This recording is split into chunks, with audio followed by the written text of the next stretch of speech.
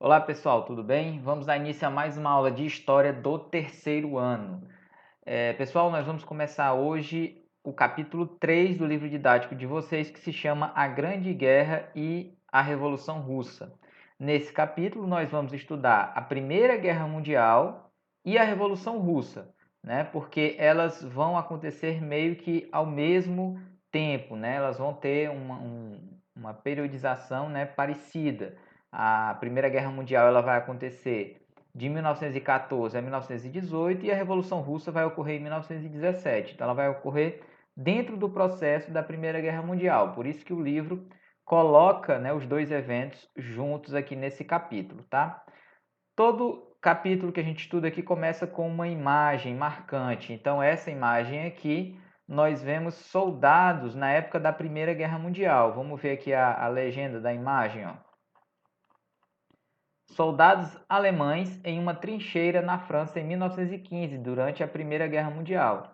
Então a gente vai ver durante o capítulo até explicando o que são essas trincheiras, qual era a diferença desse modo de se fazer guerra que foi inaugurado aqui na Primeira Guerra Mundial em relação a outros tipos de guerra que houveram nos séculos passados, né? No século XIX, século XVIII e daí por diante, tá?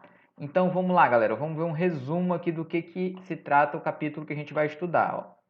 Em 1914, eclodiu na Europa uma guerra sem precedentes.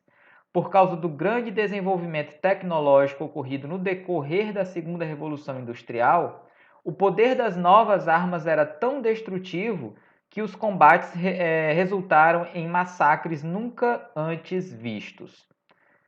Conhecida como a Grande Guerra e posteriormente denominada de Primeira Guerra Mundial, esse conflito foi consequência principalmente da disputa das potências imperialistas pelo domínio de territórios e pelo controle de fontes de matérias-primas e mercados consumidores. Então, o autor já vai te colocar aqui logo no resumo do capítulo os motivos da Primeira Guerra Mundial, que é a disputa entre nações imperialistas na Europa. Se a gente voltar um pouquinho no tempo, a gente vai lembrar do primeiro capítulo que a gente estudou, que era justamente sobre os imperialismos que estavam ocorrendo no mundo, principalmente dos países europeus, Inglaterra, França, Alemanha, que tinham interesses em países da África, da Ásia, para poder tirar deles as fontes de riquezas, principalmente para a sua indústria que estava começando a se erguer nesse momento, no final do século XIX, início do século XX.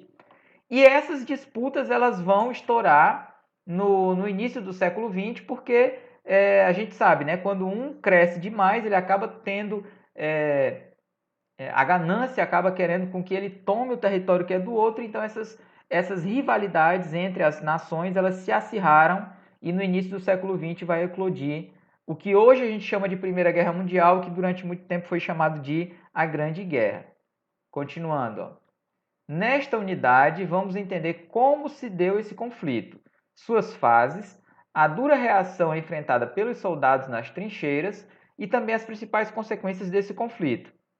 Além disso, estudaremos as consequências de uma revolução ocorrida na Rússia em 1917, que tornou esse país o primeiro da história a implantar um sistema socialista.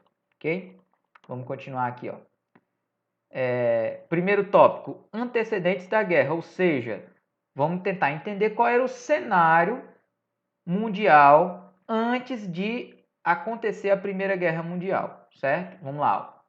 Após as guerras napoleônicas, no início do século XIX, a Europa viveu um longo período de paz, perturbado apenas por conflitos localizados e de curta duração, como a Guerra Franco-Prussiana, 1870 a 71, desculpem, Guerra Franco-Prussiana, ponto.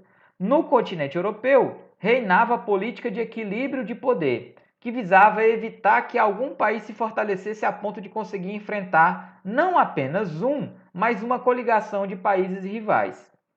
Ao final do século, no entanto, a estabilidade econômica e a segurança proporcionada pela política de equilíbrio de poder entre as nações era mais aparente do que real. As disputas entre as potências imperialistas estavam cada vez mais acirradas, o que dificultava as soluções negociadas. Então, o autor que ele vai deixar bem claro que se tinha um sentimento no final do século XIX de que essas guerras estavam meio que guerras entre países na Europa, elas estavam meio que superadas, sendo por um caso ou outro específico, como a guerra aqui entre Prússia e França, né? A Prússia é o território que depois unificado vai se tornar a Alemanha. E aí o autor depois coloca que, na verdade, isso era mais uma aparência do que a realidade. A realidade é que, como a gente estudou no primeiro capítulo, essas nações imperialistas elas estavam se fortalecendo, se armando e, de fato, se preparando para um conflito caso houvesse alguma animosidade entre ela e alguma outra nação, certo? Continuando, ó. No plano social, aumentava o antagonismo entre as burguesias europeias, que podiam desfrutar de grande conforto material, e as massas operárias e camponesas economicamente oprimidas, que passavam a expressar seu descontentamento de forma organizada. Então ele deixa bem claro também que nesse período os trabalhadores eles vão começar a antagonizar a burguesia, né, os donos de indústrias, os donos de empresa e de terras, porque eles começaram a tomar consciência, né, de classe, tomar consciência de que eles eram oprimidos. Então isso já vai gerar um conflito entre a burguesia e o operariado dentro da Europa, ok? Continuando. As disputas imperialistas.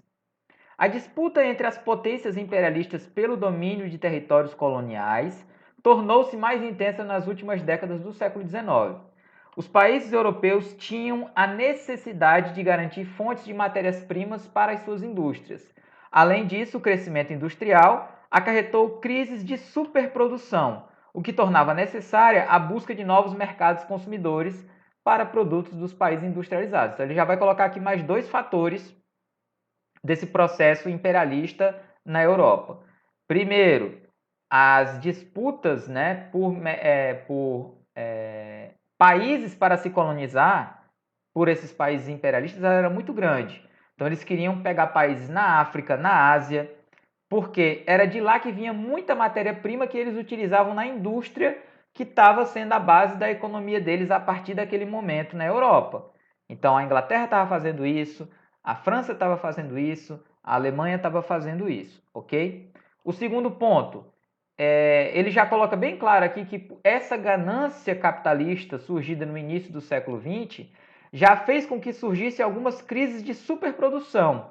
Eu acho que eu já expliquei isso para vocês, que hoje o capitalismo ele trabalha de uma forma mais racional, fazendo estudos e vendo quanto se deve produzir para um determinado mercado. Ou seja, se tem um número X de pessoas consumidoras em tal lugar, se deve produzir X de produtos, porque senão você pode acabar fazendo uma superprodução e tendo prejuízos produzindo mais do que aquele mercado pode comprar de você.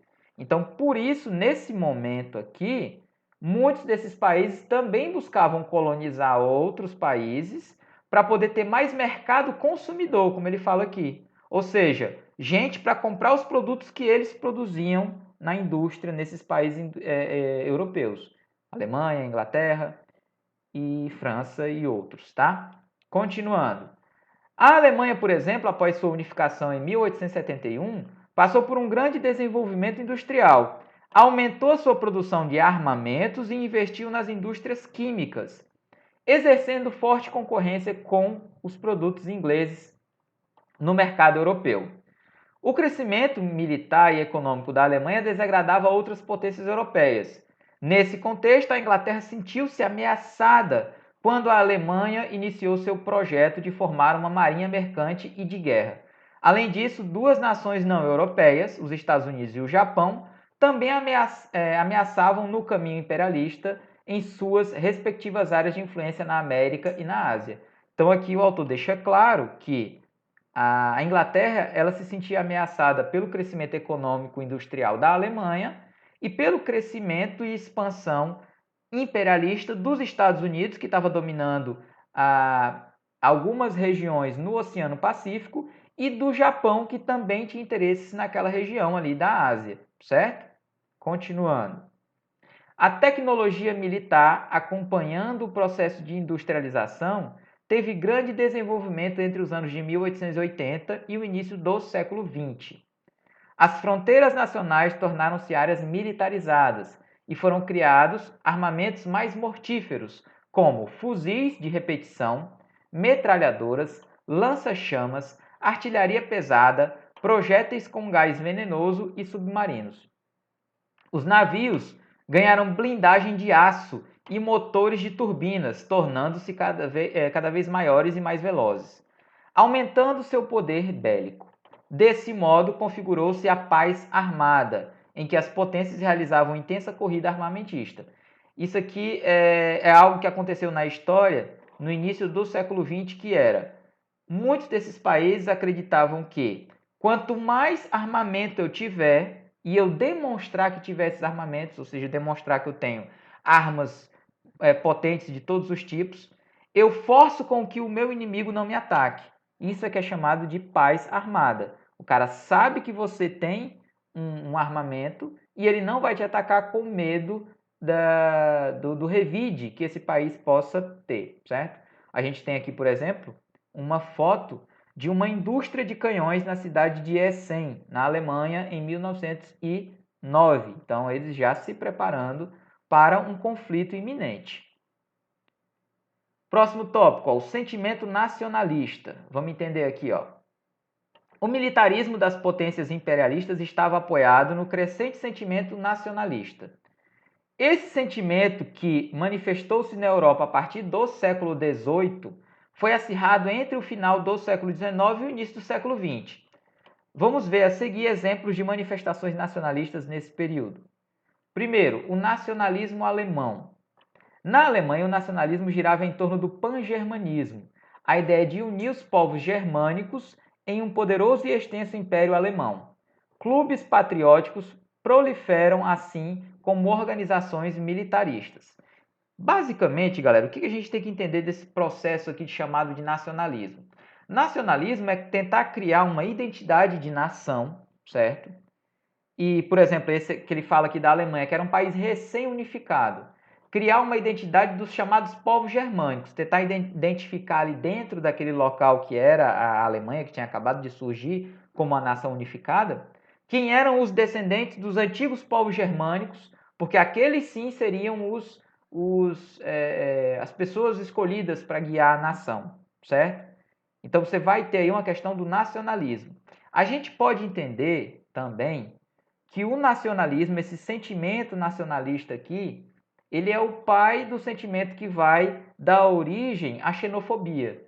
O que é a xenofobia? É o ódio que se tem contra estrangeiros. Então, quando você prega um nacionalismo exacerbado como esse daqui, o sentimento de ser patriota, de ser pertencente a um país, mas fazendo uma distinção entre quem pertence e quem não pertence àquele país, você cria uma porta aberta para ser para xenofobia, certo? Depois, nacionalismo francês. Na França, o nacionalismo era alimentado pelo sentimento de vingança. O revanchismo francês, marcado pelo desejo de retomar a Alsácia-Lorena, que compreendia províncias ricas em minério de ferro, tomadas pelos alemães durante a Guerra Franco-Prussiana. Pronto. Na França, esse sentimento nacional, ele vai surgir de uma revolta contra os alemães, porque na última Guerra Franco-Prussiana, eles perderam esse território aqui que era muito importante para a indústria francesa, porque era rico em minério de ferro. Então, esse sentimento nacionalista aqui era motivado pelo revanchismo, a ideia de ir na França, brigar e retomar, na França não, desculpe, na Alemanha, e retomar aquele território para a França. Depois a gente tem aqui o conflito nos Balcãs. Vamos entender aqui, ó. Na região dos Balcãs, dominada pelo Império Turco-Otomano e pelo Império Austro-Húngaro, o sentimento nacionalista manifestou-se de maneira violenta. Minorias nacionais como os macedônios, eslovenos, albaneses, croatas, bósnios e ucranianos lutavam por sua independência em relação aos turcos e aos austro-húngaros. Os sérvios, que já tinham se tornado independentes do domínio turco, aspiravam criar a Grande Sérvia, por meio da união dos povos eslavos que estavam sob o domínio turco e austro-húngaro. Essa política tinha apoio no pan-eslavismo, defendido e liderado pelo Império Russo, que se considerava líder e guia natural dos povos eslavos do sul, os chamados iugoslavos. Pessoal, ó, esse território aqui, ele foi um território que houveram muitos conflitos durante todo o século XX até o final do século XX. Porque esse território, no início do século XX, ele vai ser dominado por turcos otomanos e pelo Império Austro-Húngaro, que vai dominar esses povos aqui, ó, macedônios, eslovenos, albaneses, croatas, bósnios e ucranianos. Depois da Revolução Russa, muitos desses povos aqui vão ser dominados pelos russos. E no final dos anos 90, já no final do século 20, esses povos vão ter que lutar de novo para se libertar do domínio russo e do domínio que era exercido pela o que vai ser formado depois, que vai ser chamado de Iugoslávia. Tá? Então, essa região aqui dos Balcãs, ela teve uma série de conflitos armados desde o início do século 20 até o final do século 20. Tá? Continuando, ó. Havia também o interesse russo em dominar as saídas para o mar Mediterrâneo, principalmente os estreitos de Bósforo e de Dardanelos, além da cidade de Constantinopla, controlada pelo sultão turco otomano. E aí a gente chega no tópico que fala diretamente sobre a Primeira Guerra. A gente estava tentando entender os antecedentes da guerra e agora vamos direto para o que vai resultar na Primeira Guerra Mundial. Vamos lá. Ó. Em meio às disputas e rivalidades, as potências europeias fizeram alianças de caráter militar, político e econômico para tentar assegurar suas defesas e conquistar vantagens diante do conflito iminente. Em 1892, a Itália aderiu à aliança entre o Império Austro-Húngaro e a Alemanha, formando um bloco de potências centrais, também conhecido como Impérios Centrais ou Tríplice Aliança. Marquem esse nome, que é como esse bloco vai ser conhecido aqui durante a Primeira Guerra Mundial. O bloco formado entre Áustria e Hungria, o Reino Austro-Húngaro, a Alemanha e a Itália, vai ser chamado de Tríplice Aliança. Era uma organização, né, uma junção militar, né, de apoio, né, entre esses três estados, ao qual o Império Turco-Otomano se uniu no final de 1914. Em resposta, líderes da França, Rússia e Inglaterra formaram em 1907 o Bloco dos Aliados da Entente, ou Tríplice Entente, do qual o Brasil fez parte nos momentos finais da guerra, junto com os Estados Unidos. Também foram integrantes da Tríplice Entente o Japão e a Itália, que passou para o lado dos aliados em 1915. Então, olha só um dado interessante. A Itália fazia parte de um bloco, mas depois do início da guerra ela passou para o outro bloco, ok? Continuando. Não foram todos os países da Europa que se envolveram na Primeira Guerra Mundial. Houve algumas nações que mantiveram a neutralidade, como a Espanha, os Países Baixos. Pessoal, Países Baixos é a região que hoje a gente conhece como a Holanda. Por que ele tem esse nome? Porque é uma região que fica abaixo do nível do mar. Por isso que é chamado de Países Baixos.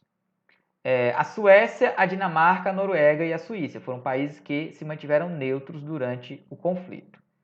Vamos lá, pessoal, agora a gente vai analisar esse mapa aqui que mostra como era, né, a Europa antes da Grande Guerra. Você vai ter aqui as potências centrais, que eram a Tríplice Aliança, ó, você tem aqui em roxo, né, onde eles ficavam.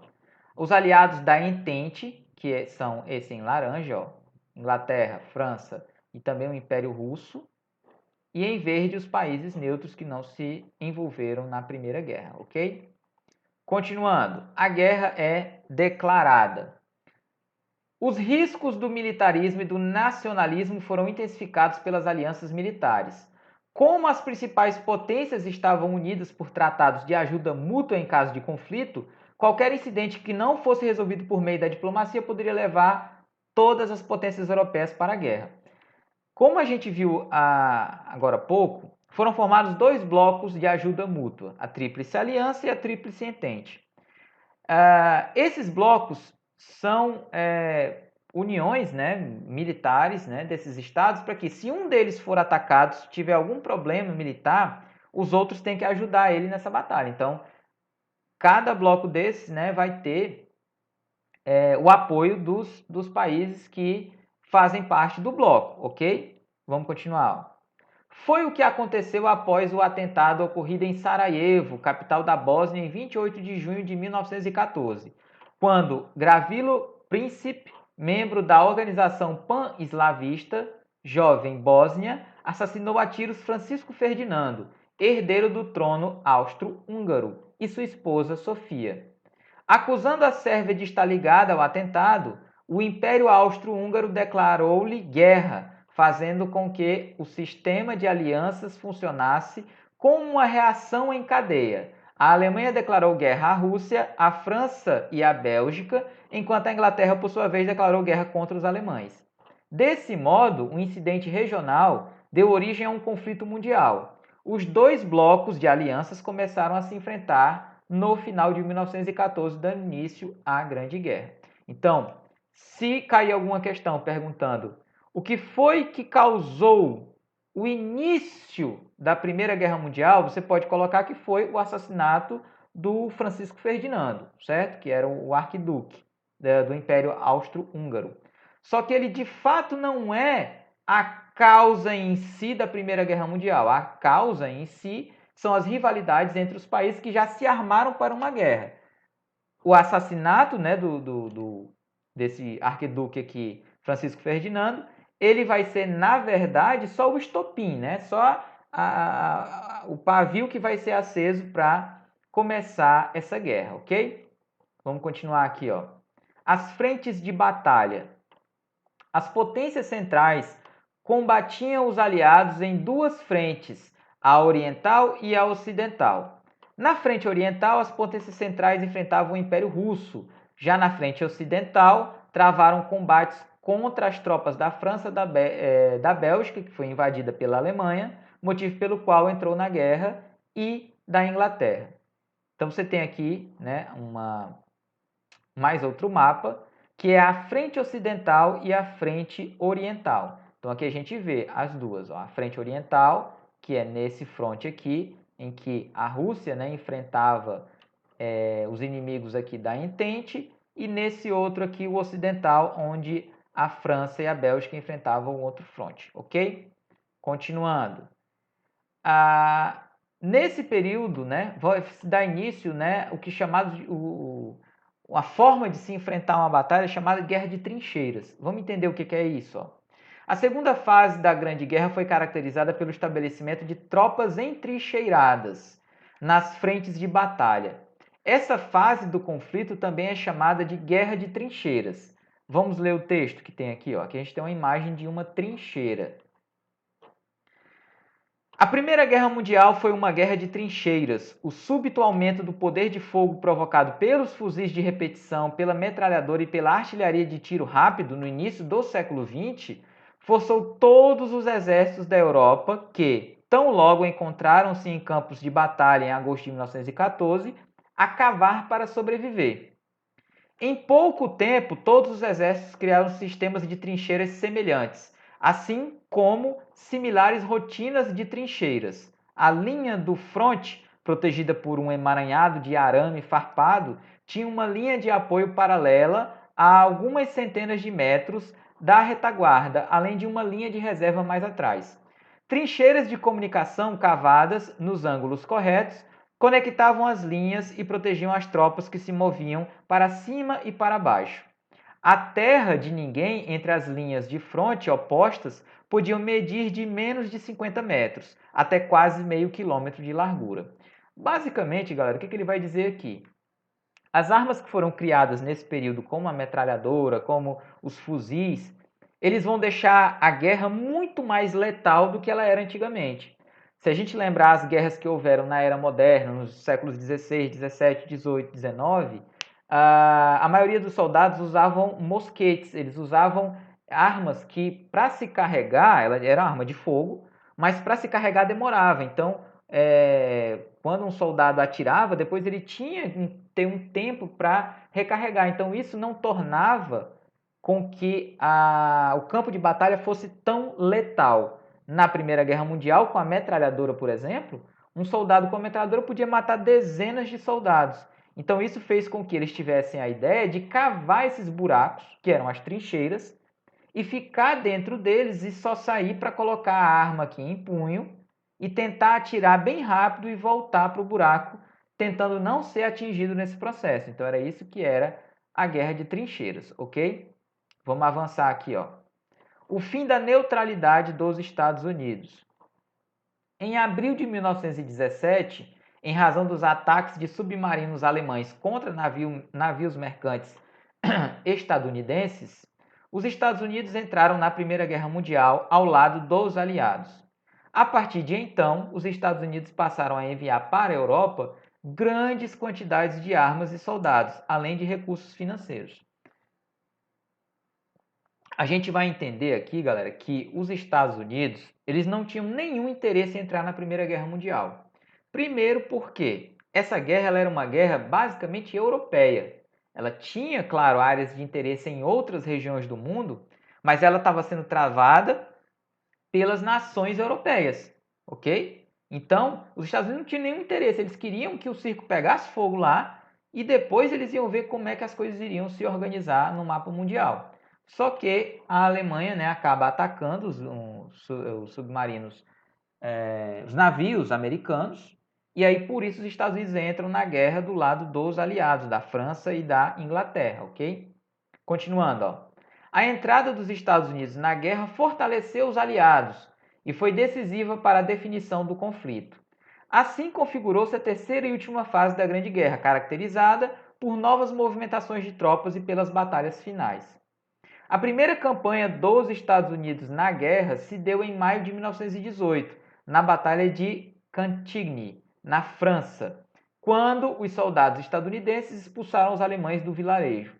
Pouco tempo depois, em uma das últimas ofensivas, os alemães na frente ocidental, 85 mil soldados estadunidenses, com o auxílio de tropas francesas, britânicas e italianas, derrotaram o exército alemão na Batalha de Marne, a poucos quilômetros de Paris, certo? Então, a entrada dos Estados Unidos na Primeira Guerra Mundial ela vai ser decisiva para a vitória do grupo da Alemanha e da Inglaterra.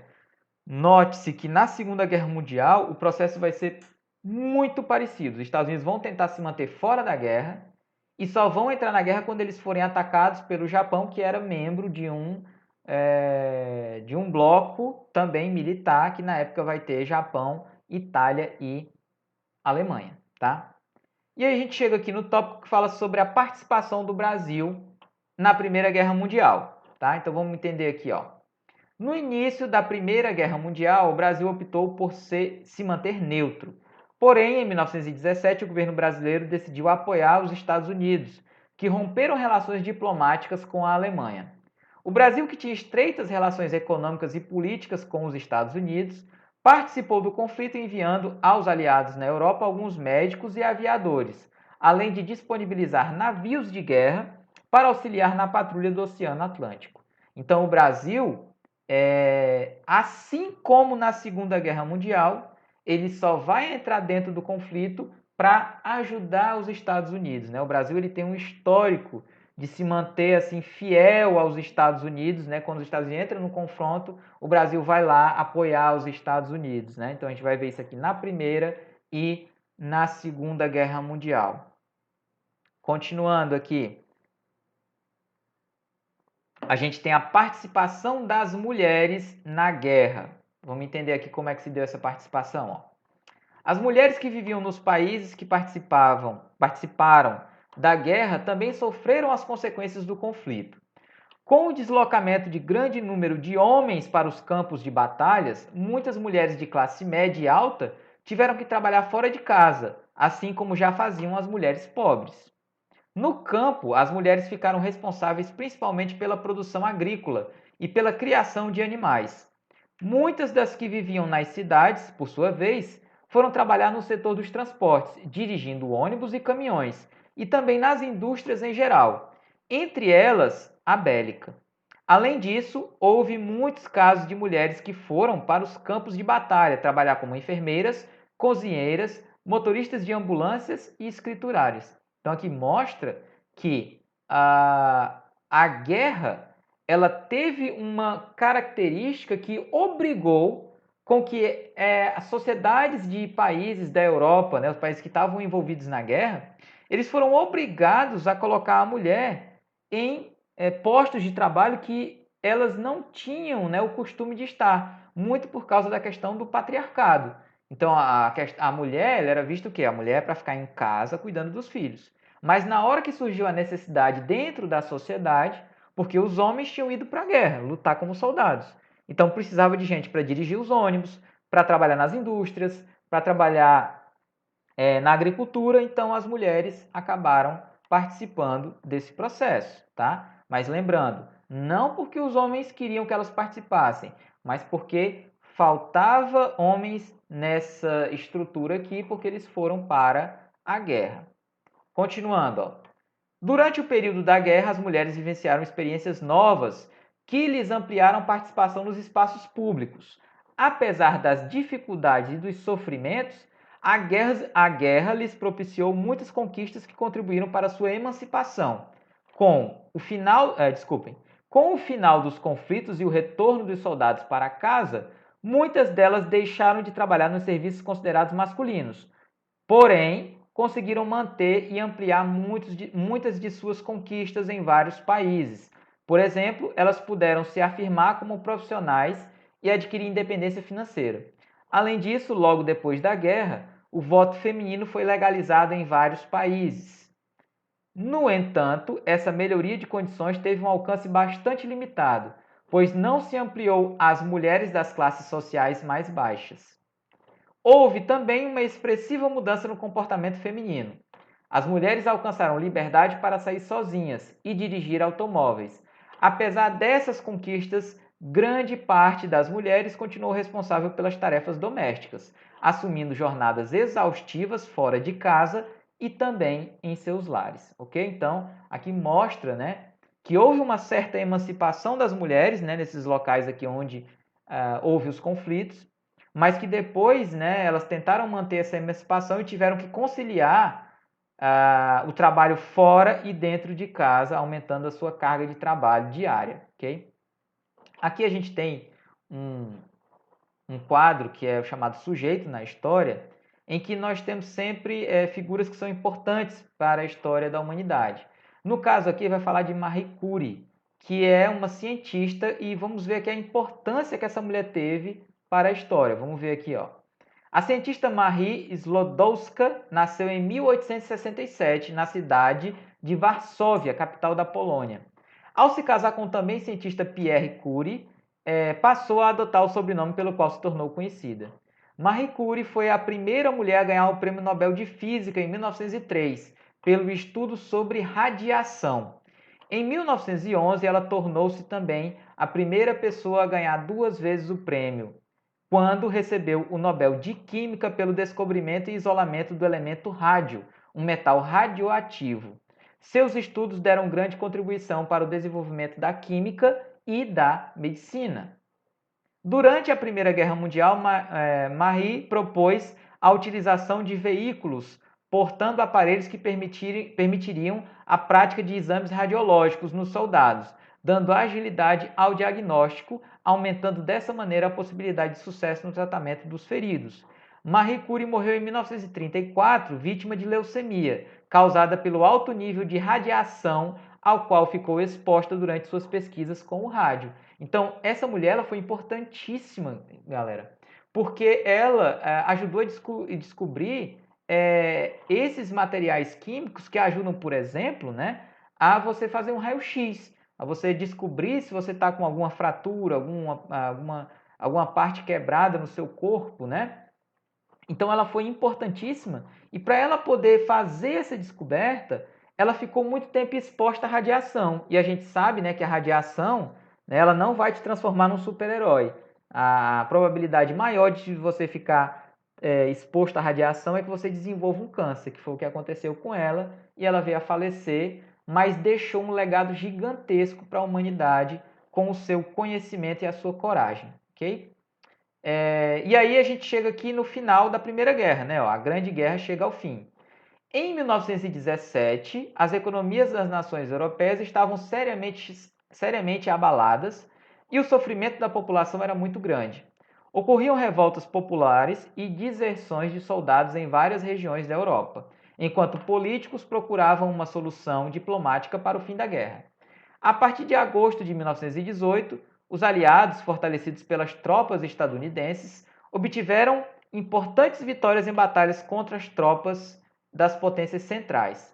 Com isso, as potências centrais se renderam uma a uma no dia 11 de novembro de 1918 e assinaram o armistício, ou seja, se renderam. Então, a guerra ela vai terminar aqui em 1918 com a vitória do grupo aliado, né, que era formado pela Inglaterra, pela França e depois com o apoio dos Estados Unidos e da Rússia, tá?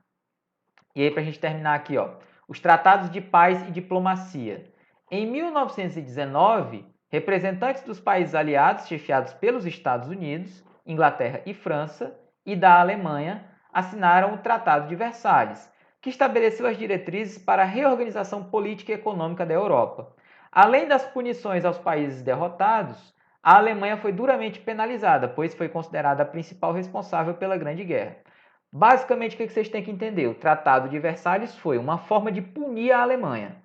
Primeiro, tomando muitos dos territórios que a Alemanha tinha conseguido, né? Tomar e vamos repartir aqui entre os vencedores, que no caso era a França, a Inglaterra, né? Ali naquela região da Europa, e punir a Alemanha porque ela foi considerada a culpada pelo início da guerra. Foi ela que iniciou a guerra, certo?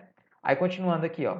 Pelo tratado, a Alemanha se comprometeu a pagar aos aliados indenizações altíssimas, além de ser obrigada a reduzir o seu exército em todos os aspectos, desde o número de soldados até os tipos de armamentos utilizados. O tratado também estabeleceu a criação da Liga das Nações, uma organização internacional voltada à manutenção da paz, por meio de uma diplomacia entre países. Basicamente, essa Liga das Nações seria, né, um protótipo do que depois seria feita a ONU, que é uma organização mundial diplomática, né? Mas nesse momento aqui é a Liga das Nações. Com o fim da guerra, as potências centrais perderam territórios, dando origem a novos países e fronteiras. Observemos o mapa, né? Então aqui você vai ter uma mudança gigantesca no mapa, né? Com a criação de vários países e a divisão de muitos territórios que pertenciam à Alemanha, que foi considerada culpada pela Primeira Guerra Mundial, ok? Então é isso, pessoal. Isso aqui foi todo o processo da Primeira Guerra Mundial, que é a nossa aula de hoje, tá? Eu vou deixar atividades lá no Google Sala de Aula sobre essa parte aqui do capítulo. E na próxima aula a gente vai estudar a outra parte do capítulo, que é a Revolução Russa, que vai acontecer durante o período da Primeira Guerra Mundial. A Revolução Russa ela acontece em 1917, né? E ela vai ter consequências, né? Também aqui na Primeira Guerra Mundial, certo, pessoal? Então é isso, galera. Espero que vocês tenham gostado da aula. Estudem, leiam o conteúdo, resolvam as atividades, certo? Que isso aqui vai ser muito importante para a resolução da avaliação que vai estar chegando, né, do segundo bimestre e também para a preparação de vocês para o Enem. Ok, galera? Então é isso e até a próxima aula. Tchau, pessoal!